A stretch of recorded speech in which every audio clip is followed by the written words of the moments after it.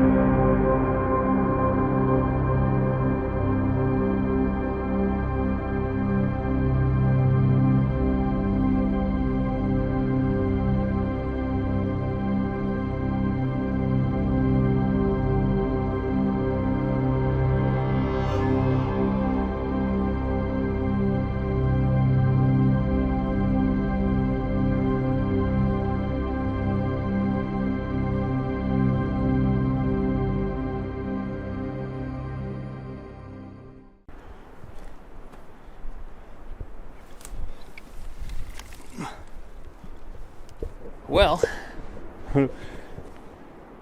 I'll smash this stuff down with a gun. Bushes are blowing around, probably making noise. Some nasty little squalls coming in and out. Decided I might have enough time to do one more before I go down and load up on hay and head home, so I'll squat down right here. Right here is a little easier, closer to the mic. It's a serious game trail between me and the camera. It'd be pretty funny if something came down, a bear came down or something. And the wind's going the right way. The wind's coming across way this way, so if I notice a bear coming down, doesn't see me, I'm going to sit here and not say nothing, let him walk right between me and the camera. Unless it's a grizzly. And probably not so much then.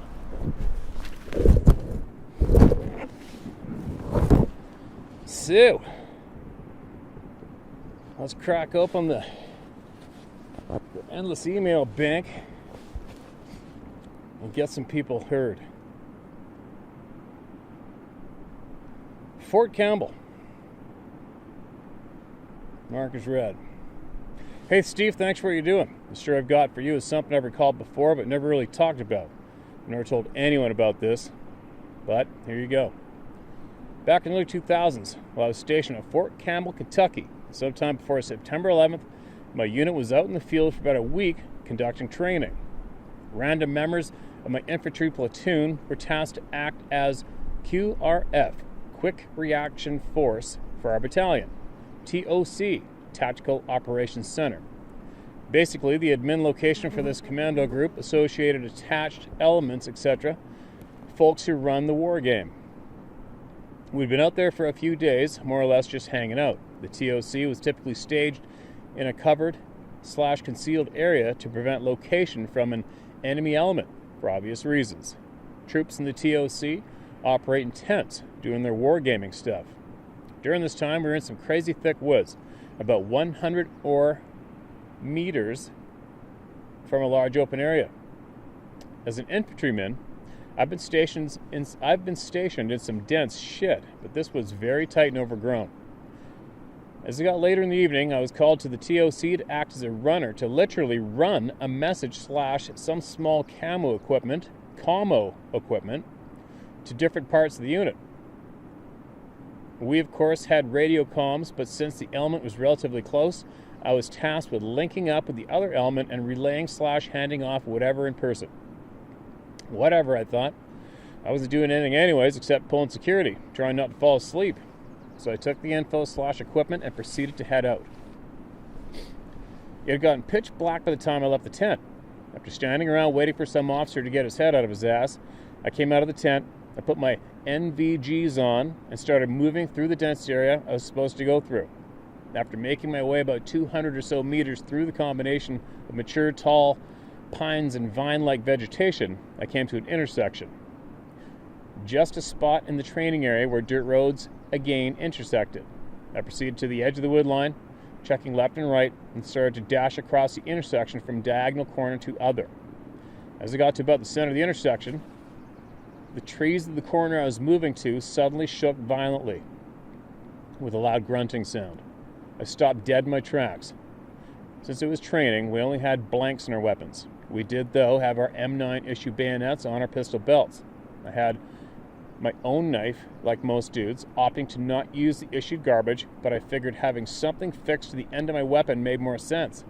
Being a city kid, I wasn't entirely sure what I could be facing. So, in a quick act of desperation, I attached the bayonet to the front of my M4. At least I wouldn't be facing an angry-ass deer empty-handed slash at arm's reach. As soon as I did this, the smallest trees at the beginning of the wood line to my front began shaking. Then, a low growl slash almost like a cougar or something came from the same spot. I thought, okay, that's obviously some of our scouts or an OP, observation post, watching that intersection for enemy movement, vehicle traffic, etc., effing with me, not wanting their hide compromised. We did have a small element of OPFOR, opposing forces, out there, supposedly probing our location, but I don't remember hearing of them being anywhere close. As we began to creep forward, not wanting to linger in the open area, what sounded like a couple of smallish pines began snapping. Not something a random soldier could be doing, like loud.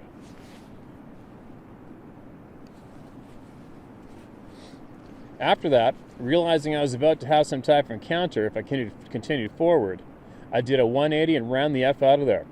I got back to the TOC eventually, meeting another buddy outside the tent. He was like, "Dude, what the F?" I told him I spotted an enemy patrol and hunkered down while he passed, thinking it might be better to report back then, get taken out, and have to hear about that shit all night. After letting the battle NCO, sergeant in charge of running some of the TOC, know the BS enemy report, I got sent back to my security position.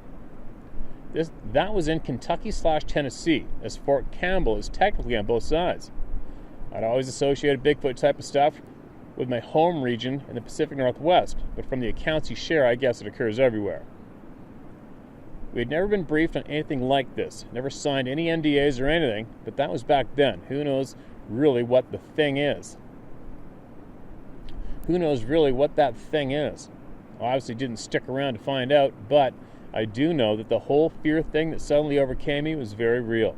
I didn't get any type of mental message about whatever, just a sudden fear, and like I stumbled into something, and that shit was about to get very real. Thanks for all you do. I hope this nut gets cracked with some very specific disclosures sooner than later. I know being able to share these weird experiences seems to help out those of us who had them. Thanks again. Sean, thanks a lot for sending that in, man. You know how many other people, you know as well as I do, if there's other guys, other gals that are in that same area and have those experiences, they're listening right now. You know they're listening to this right now. Email it in. All right, guys? Email it in. Just get it out. Tell somebody. Tell your kids. Tell your wife, your husband. Just get it out. Don't let it take up space in your frickin' head rent-free. My experience. Hello, I might have sent this before, but I'll send it again. Watching your channel has really got me thinking about this experience I had in the summer of '61, in which I never really gave much thought to, as I was not sure if my eyes were playing tricks on me or not. I was 15 years old and lived in Cecil County, Maryland, at the head of the Chesapeake Bay. I was always going into the woods and looking for wildlife to watch, and maybe a crow or a woodchuck to shoot with my .22 rifle, which I always carried with me. A couple of bad experiences with human predators taught me not to go unarmed back then. It was a bright sunny day early in summer, and I walked from my home following the Northeast Creek up to where it forks, and there was and is a good-sized tract of forest between Highway 40 and the old B&O railroad tracks. I would just wander through the woods, listening and watching what was going on, This day I heard crows.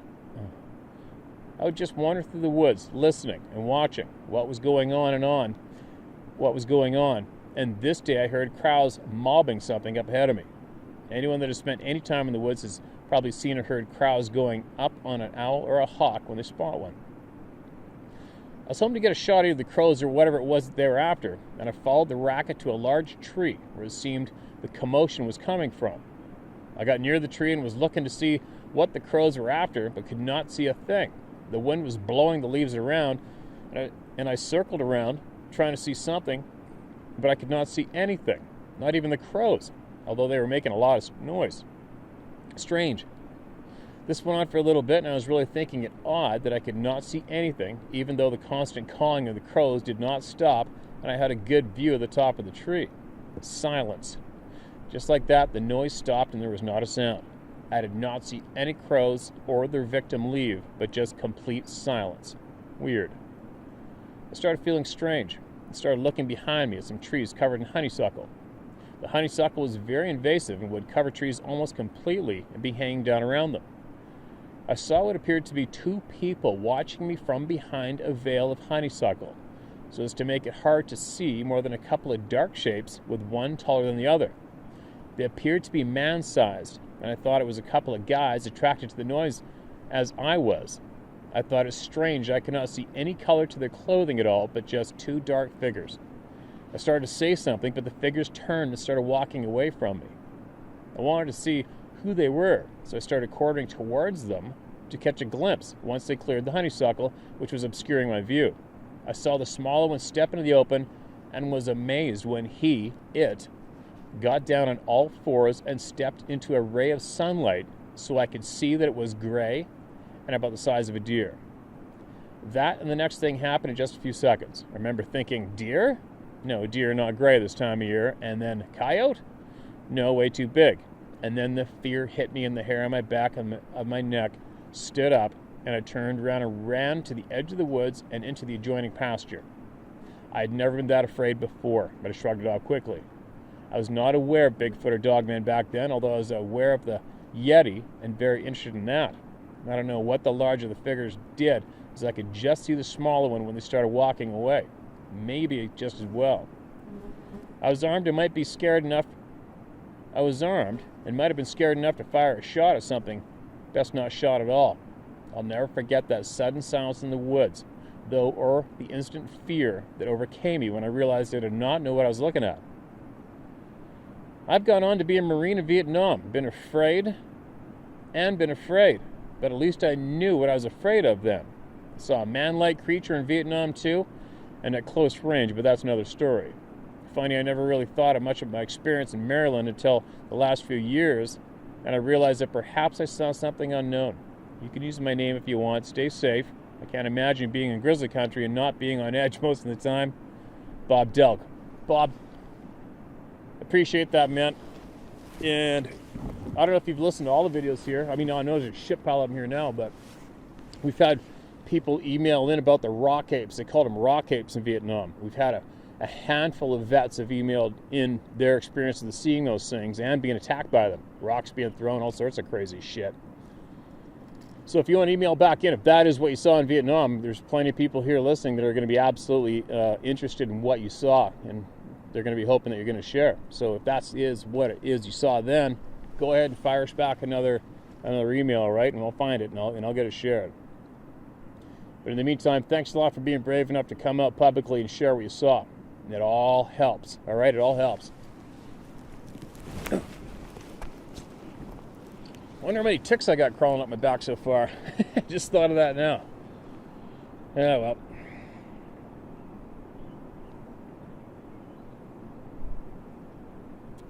Here's another one.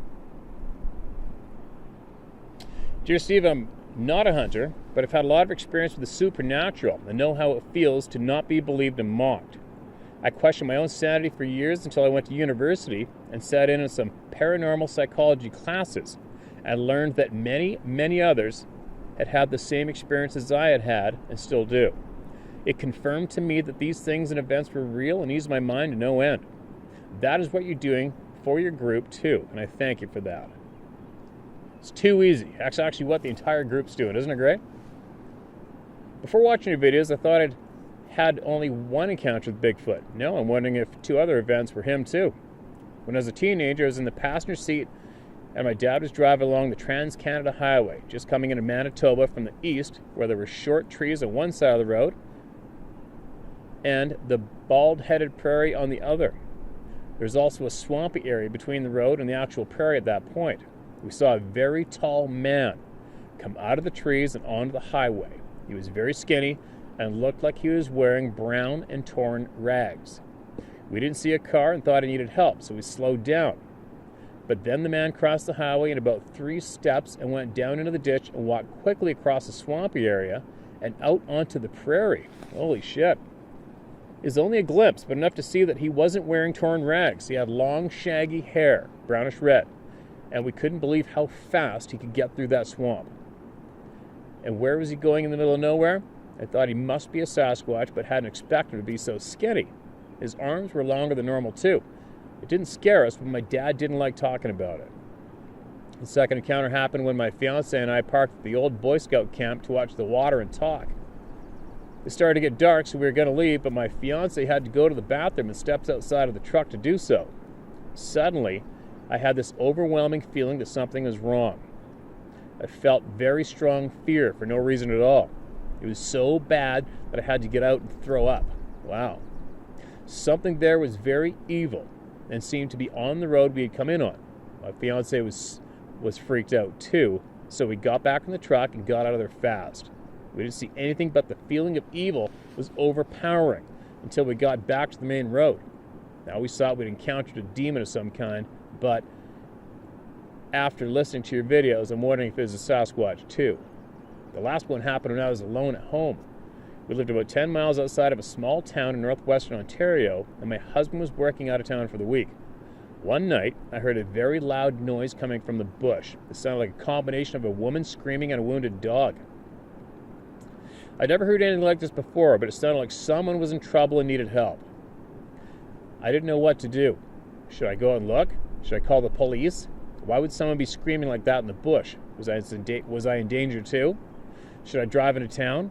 I didn't know what to do, so I prayed about it and opened my Bible and opened to Jeremiah 6:25.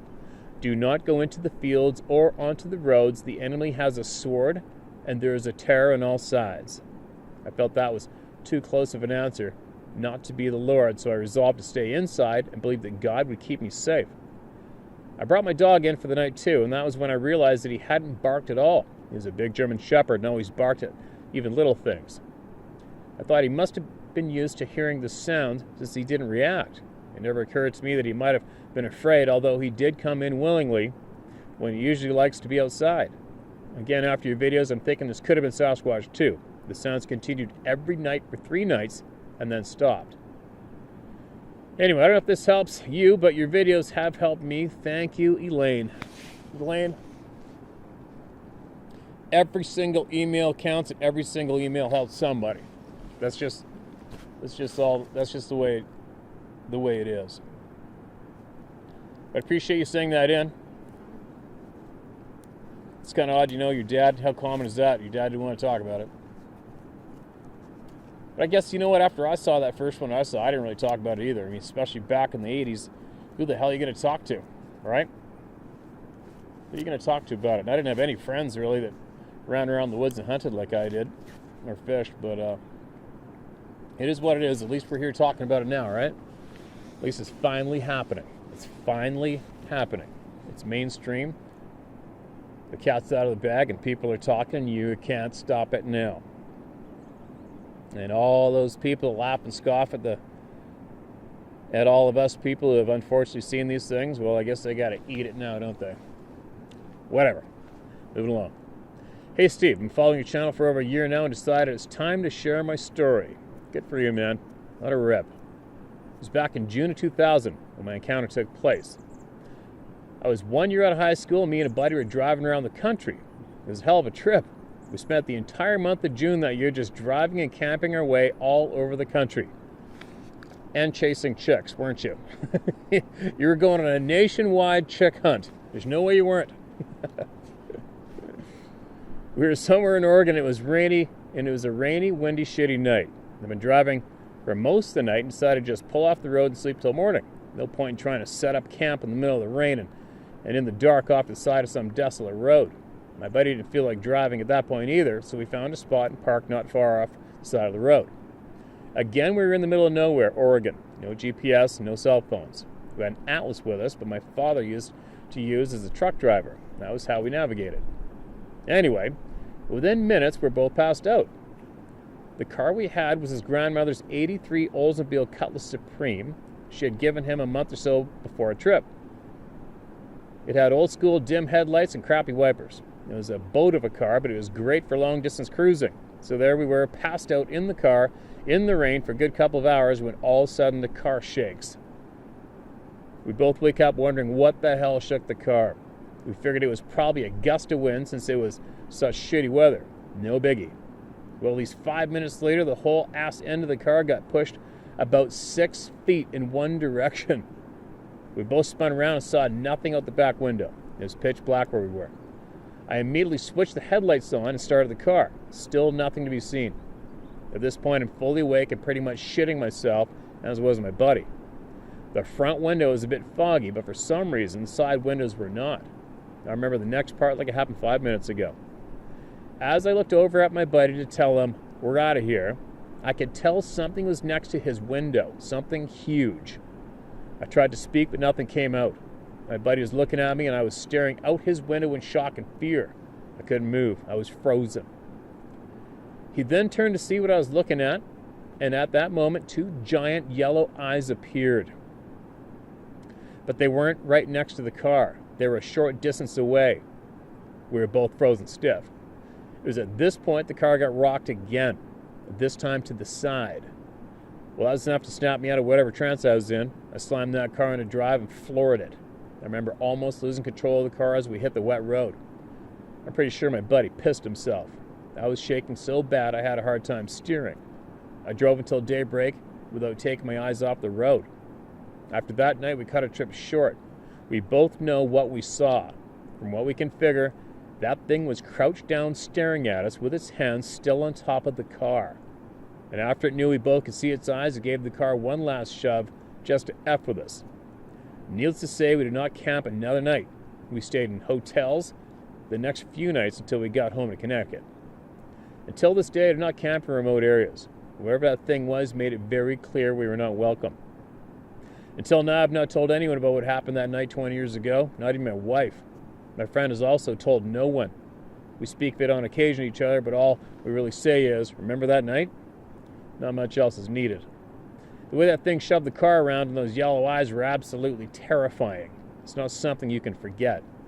Thanks again, Steve, for allowing me to send you this email, and thank you for your time and all you're doing. It feels good to talk about my encounter, even if it's to people I've never met. Take care and Merry Christmas, John. Whew. It's quite the experience, John. And you know what? If you feel compelled to, send this video to your family. If you feel like it. Let them hear it this way. And then they can at least sift through all the other emails and see how many thousands and thousands of people are here who are not connected in any way, and they share the exact same experiences and they didn't ask for any of them.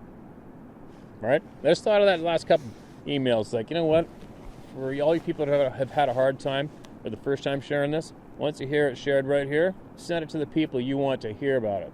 All right?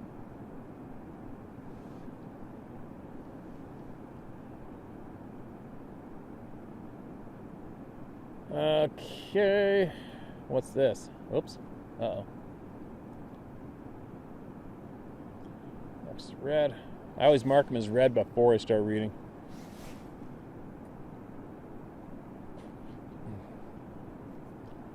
Hello, Steve. My name is Tim from Michigan. I never knew about my feelings I had about 25 years ago while I was hunting with 2 different friends in the Upper Peninsula of Michigan. You know, I got some good friends who have a hunting cabin property in the UP. There's lots of wolves there now. One of our friends had a house on Gooseneck Lake, and we would hunt for whitetail within about 30 miles of his house. One of the areas we hunted was next to a huge clear cut where years earlier had been clear cut and replanted. You could tell because of the trees and the rows, which doesn't happen in nature. We split up and I went to an area that looked good. After about an hour, all of a sudden I got the worst feeling of dread and shaking and sweating and thinking I had to get away now. The feeling that I couldn't get out of there fast enough, and I saw a lot of shadows, but I didn't see anything in two-legged, or deer or birds or squirrels. I fast walked back to the truck and got inside to wait for them. Even the 30-06 I was holding did make me feel safer. I didn't know why I felt that way, so I never said anything to them, and I never went back there hunting again. I'm a Michigan Thumb Huron County resident and live on Saginaw Bay. I hunt and fish the county a lot, and I love it. I first started watching your hunting channel, and then you started talking about Sasquatch and reading people's emails. Thanks to you, I now know why I felt that way years ago. I haven't had any feelings like that since, and that's fine, LOL. I never thought Huron County was a place for these beings, but you have read a few emails from Huron County, and now I'm more aware. I'd retired in December 2020, I'm 62, and I've never been west of the Mississippi. I want to see more of this great country. I built a cargo trailer to pull my pickup and carry my Rokon and hiking equipment, and to live it. I'm hoping I don't run into a Sasquatch, but oh well. Thank you for all you do. You help many people, and I'm lucky for being able to watch your show. Thank you, Steve. Also, do you keep one in the pipe with the safety on? Things happen fast. Tim, all depends. When I'm hunting by myself, yeah, I always got one in the tube because I'm always still hunting in thick timber. I'm very, very aware of my rifle, obviously. I've made a living in the woods, made a living hunting. I have a gun with me more than I don't. But when I am hunting, when I have somebody with me, I do not allow them to carry one in the tube, period. And it's just a piece of danger, right? Like, when I'm reading these emails, I just load it up and I don't have one in the tube because I'm not focused on the gun. I'm focused on this, right? More than anything. And I'm more carefree because I'm not hunting. I'm not in that locked in mode. So I'm a little more carefree when I'm doing this. So I don't put one in the tube just for that reason. But I'm in tune with my feelings and my sixth sense. So if I ever feel pressure, there's one in the tube. Hope that answers your question. Thanks again for sending that in, man. I appreciate it, and good luck on your journey. And make sure you do that. Don't just talk about it. Make sure you pack your shit up, and make sure you start ripping around that country and seeing everything now. Make sure you do it, all right? Do it. Don't put it off. And that goes to everybody else who's listening. Don't put shit off. You're here. We're here to enjoy our passions. We're here to enjoy this beautiful frickin' planet, and not to get sucked into getting into some habits of not doing anything but repeating. Dear Steve, thank you so much for your platform. I grew up first early years of my life on a 1,500 acre farm in southwest Arkansas near Texarkana. Been to Texarkana. I always loved the hunting and fishing when I was little with my mother mostly. The Choctaw Bayou ran right behind her house, so fishing was always one of my favorite things to do. I'll move on quickly, not to bore you. I've been sick for several days of something I can't remember what, but my dad and two older brothers had gone to Texarkana to pick up motorcycle parts for my brother's bikes. They had a little Honda 50 mini trail bike. My God, those were fun, weren't they? My brothers talked my dad into buying it for me and hoped that it would give me the urge to feel better, and it worked. When they came home, my dad unloaded that little bike and gave it to me. Whatever it was wrong with me was cured. I rode that thing all over the farm. Mind you, this is in 1972, and things were a lot different back then. One day in later afternoon, early spring, I rode my bike along the bayou to a grove of pecan trees that I often watched and hunted squirrels with my mother. I pulled up under the big pecan trees and shut my bike off. I looked about 30 yards to the edge of the bayou, and there was a tree stump I'd never noticed before. As I looked at the stump, it slowly stood up and turned and looked at me.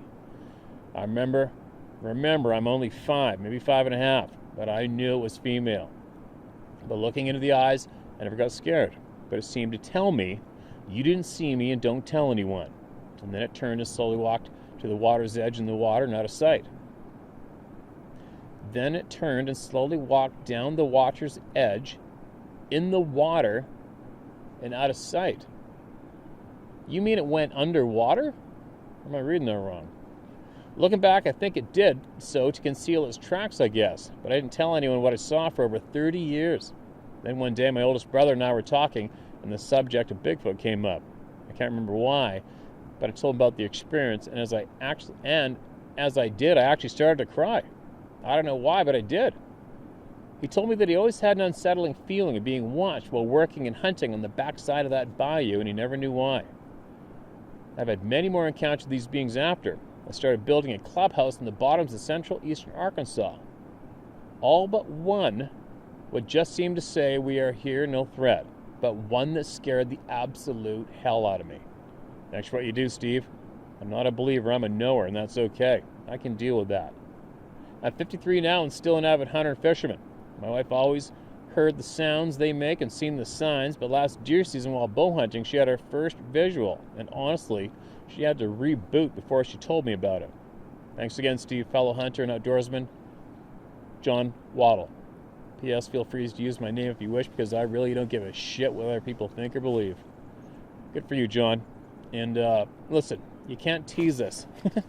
You can't tease us like that, all right? And I'll say hello to your wife right now, too. Obviously, she's going to be listening to this email as well, right? And I urge both of you to email me in your experiences. Even do it in the same email. Just pass off the laptop after one has written the one down and pass it off to your wife or to your husband and write the second one. I'm interested in hearing what scared the living shit out of you. And I'm interested in hearing your wife's experience as well. And because those emails just might help produce a missing piece of a puzzle for me or someone, and they might just help somebody, okay? So if I can encourage you, send them in, and I'll get to them, and I'll read them. I'll read them out loud, and I'll share them. Or not. If you don't want me to share them, I won't share them, all right? Thanks again, you two. Be safe. I think I'm getting caught up, actually. Oh, no, I'm not. Here's some more. There is some more.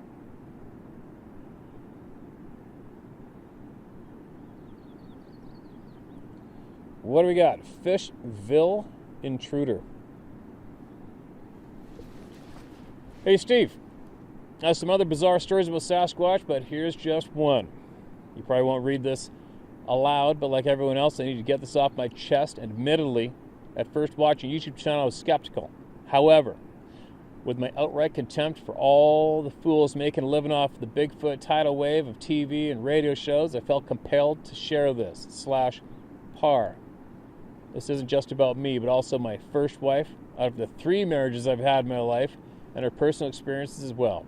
It all starts in Louisiana, where she lived in Alexandria, and a remote area known as Fishville, where her family owned a couple of aging rustic cabins just off the logging roads of the piney woods. The area is a plethora of dark wooded lands that even during the days can be overshadowed from the tall pines above when it's cloudless.